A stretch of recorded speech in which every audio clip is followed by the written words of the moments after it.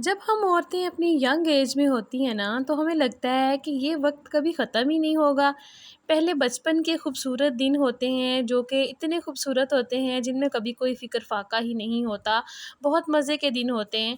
उसके बाद फिर टीन एज आ जाती है। टीन एज तो इससे भी ज़्यादा मज़े की होती है। उसमें तो फिर बंदा अपनी मौज मस्ती में मगन रहता है।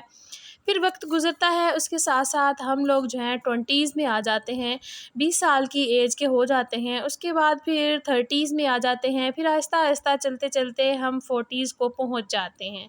अच्छा, इस एज का सोच कर हमें कितना डर सा लगता है ना कि पता नहीं हमारी जो 40s वाली एज होगी वो कैसे होगी, वो कैसे गुज़रेगी। जब हम 40 की एज को पहुँचने वाले होते हैं ना, तो हमें हर चीज़, हर काम करते वक़्त सोचना पड़ जाता है।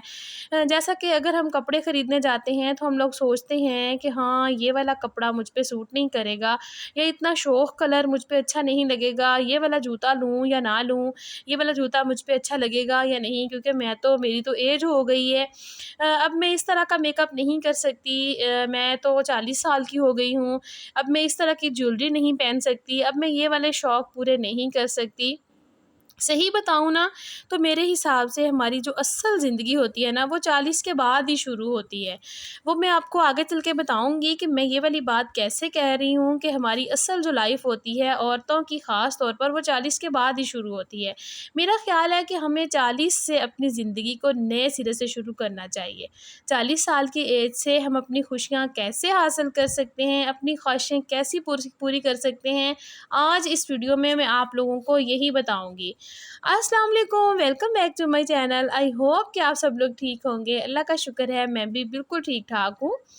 देखिए, सबसे पहले इस बात को एक्सेप्ट कर लेते हैं कि हम 40 की एज को पहुँच चुके हैं।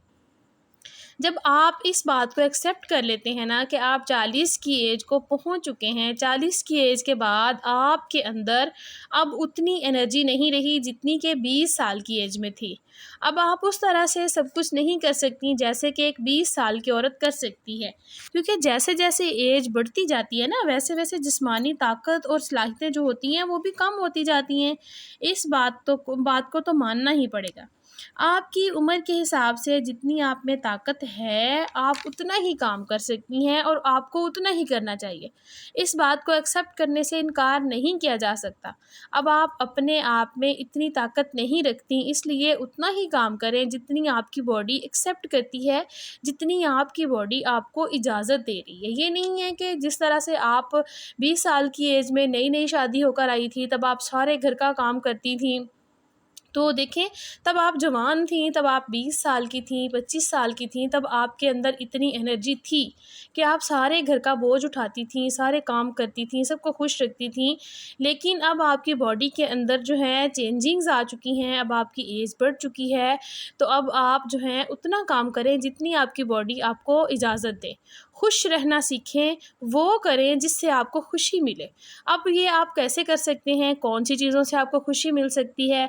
सबसे पहले मैं आपको बताऊँ ना, परफ़ेक्ट बनने की कोशिश कभी मत करें। देखिए, परफ़ेक्ट बनना बिल्कुल छोड़ दें, क्योंकि इंसान गलती का पुतला है और ये कभी भी परफ़ेक्ट नहीं हो सकता। जो औरतें परफ़ेक्ट बनने की कोशिश करती हैं ना, वो फिर जो है ना पछताती रहती हैं।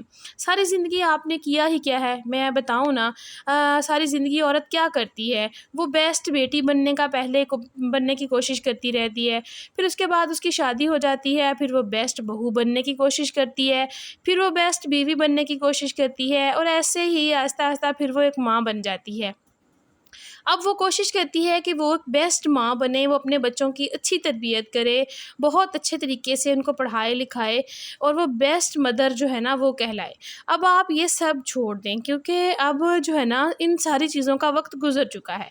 अब आपको कुछ भी प्रूव करने की ज़रूरत नहीं है, क्योंकि अगर आपको अवार्ड किसी ने देना होता है ना, तो पिछले 40 साल में मिल चुका होता। जिस तरह से आप लोगों ने लोगों की इतनी सारी खिदमतें की हैं, लोगों के जो है ना इतने काम किए हैं आपने अपनी पिछली एज में, अगर आपको किसी ने कोई इनाम देना होता ना, तो वो दे देता।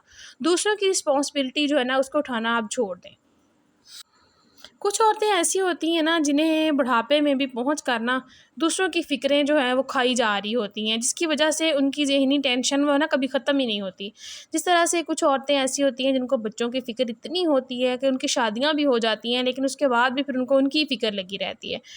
तो बेटों के कपड़ों की फ़िक्र खा रही है, उसके खाने की फ़िक्र जो है ना उसको लगी हुई है। देखिए इस एज में आकर ये चीज़ें छोड़ दें। अब बच्चे बड़े हो चुके हैं, वो खुद मैच्योर हैं, वो अपना ख़्याल खुद रख सकते हैं। ख़ास तौर पर उस एज में जब आपकी बॉडी कमज़ोर हो रही है, दिल थक चुका है, दिल भारी-सा हो रहा है, अब आप सिर्फ़ अपनी रिस्पॉन्सिबिलिटी लें। अब आपके ऊपर सिर्फ़ आपकी अपनी ज़िम्मेदारी है, आपका अपना हक़ है। ये एक कुदरती प्रोसेस है। देखें सबने इस एज को पहुँचना है, ये नहीं है कि सिर्फ़ आप ही इस एज को पहुँची हैं।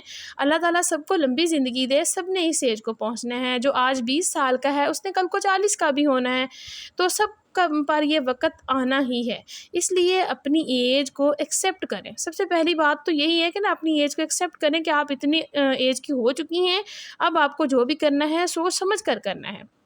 अब आप ये सोचें कि आपको अपने आप को सेट कैसे रखना है, अपने आप को तंदुरुस्त कैसे रखना है। देखें आप अगर ग्रेसफुल रहना चाहती हैं ना, तो आप अपना ख़्याल रखें, अपने खाने-पीने का ख़्याल रखें। नेक्स्ट चीज़ आती है ना फ़ैशन जो है ना, अगर जो हम करते हैं फ़ैशन भी ऐज के मुताबिक ही अच्छा लगता है। अपने पहनने का ख़्याल रखें, कैसे ख़्याल रखेंगी वो पहने जो आपको सूट करे।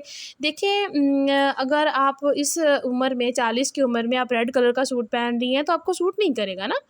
अगर आप इस एज में जो है ना जूते अजीब किस्म के पहन रही हैं, फुल हील पहन रही हैं तो आपको बहुत बुरी लगेगी। अगर आप बहुत हाई मेकअप कर रही हैं तो आपको सूट नहीं करेगा। अपने पहनावे का भी ख़्याल रखें, उस अपनी एज के हिसाब से आप पहनें, एज के हिसाब से खाएँ, एज के हिसाब से आप काम करें। अगर आपको अपनी बॉडी को आप अच्छी रखनी है ना, तो उसके लिए आपको जो है ना थोड़ा-सा अपना ख़्याल रखना पड़ेगा। अगर आपकी बॉडी अच्छी होगी तो आपने 1000 का अगर सूट पहना है ना तो देखें आप यकीन करें कि वो आपको बहुत अच्छा लगेगा। अगर आपकी बॉडी अच्छी नहीं होगी ना तो आप 20,000 का सूट भी पहन लें तो आप पर कभी नहीं जचेगा। इसलिए अपना ख़्याल रखें, डेली वॉक जो है ना वो लाज़मी करें। जिस तरह से आपकी एज बढ़ रही है, इस तरह से आपकी हड्डियाँ भी कमज़ोर हो रही हैं और उनको हाँ, जो है ना अब डेली वॉक की बहुत ज़रूरत है। अपने खाने का ख़्याल रखें। मैं बताऊँ अपने खाने में हेल्दी डाइट जो है ना वो लें। अपनी खुशी के लिए कहीं घूमने चली जाएँ। देखें मंथ में एक बार आप पार्लर चली जाएँ, हेयर कलर करवा लें या फिर मैनीक्योर, पेडीक्योर करवा लें। इन छोटी-छोटी चीज़ों से आप अपने आप को बहुत खुश रख सकती हैं। आपको इतनी खुशी मिलेगी कि आपको अपनी एज तो क्या, आप आपके सारे दुःख ही भूल जाएँगे।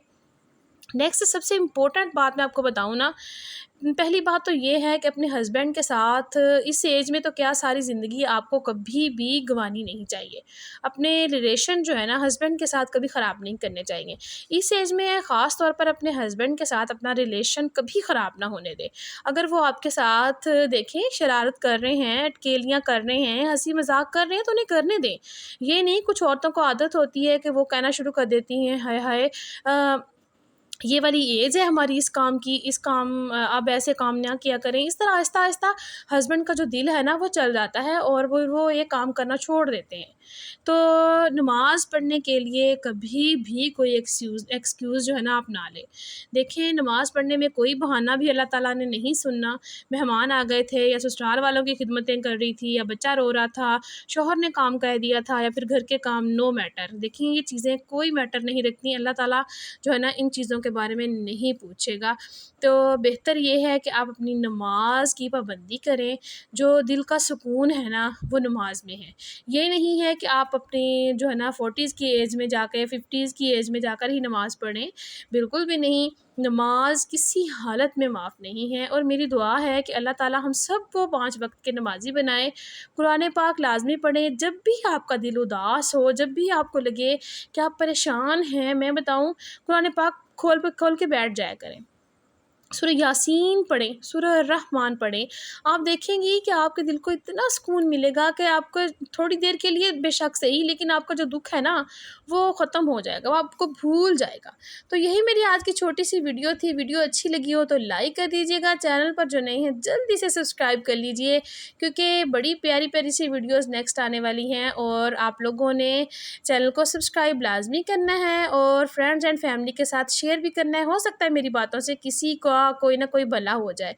तो मिलूँगी कल एक नई वीडियो के साथ, तब तक के लिए मुझे दीजिए इजाज़त। अल्लाह हाफ़िज़।